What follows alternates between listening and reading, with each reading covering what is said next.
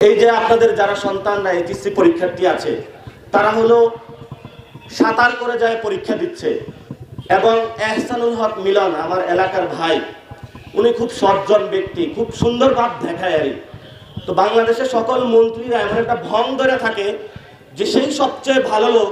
তা আপনি যদি ভালো লোক হন, আপনার একটা সন্তান সাঁতার কেটে পরীক্ষা দিতে যাচ্ছে এইচএসসি পরীক্ষার্থী, এবং তার সাথে যে মা আছে বাবা আছে, এতটুকু হাঁটু পরিমাণ রাস্তায় পানি, সে গিয়ে গর্তের মধ্যে পড়তেছে, আপনার চোখে লজ্জা শরম নাই যে আপনি এই ব্যবস্থাটা দেখতে পান না?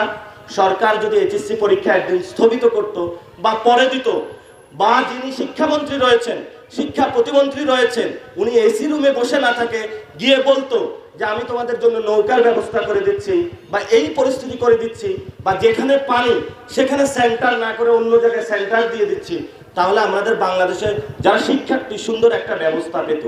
কিন্তু এই ব্যবস্থা না করে প্রধানমন্ত্রী যারা বন্যায় গরু ডুবে যাচ্ছে, মানুষ মারা যাচ্ছে, সেখানে না ঘুরে গেলেন বরিশালে। সেখানে এর আগের দিন হলে উনি ঢাকা মেডিকেলে গেলেন, প্রিয় জুবাইদা রহমানের সাথে সেলফি তুললেন। ওনাদের বিয়ের আগে শুনছি মানুষ প্রেম করে, প্রধানমন্ত্রীর আলহামদুলিল্লাহ বিয়ের পরে যে সুন্দর প্রেম, বাংলাদেশের মানুষ শুধু প্রেমে দেখতে পাচ্ছে, এই বাংলাদেশে কোনো আর পরিবর্তন দেখতে পায় নাই। আপনি প্রেম করলে ভাই রোমে করেন, আপনাকে আমরা ভোট দিয়েছি, আপনি প্রধানমন্ত্রী হয়েছেন বাংলাদেশের মানুষের সংস্কার বাস্তবায়ন করার জন্য, বিচার করার জন্য, আওয়ামী লীগের গুন্ডা সন্ত্রাসীদেরকে সাহায্য করার জন্য, যারা বন্যাগত দুর্গত এলাকায় আপনাকে যাওয়ার জন্য, আপনাকে লাল বাসে ঘুরে ঘুরে প্রেম করার জন্য মানুষ প্রধানমন্ত্রী বানায় নাই।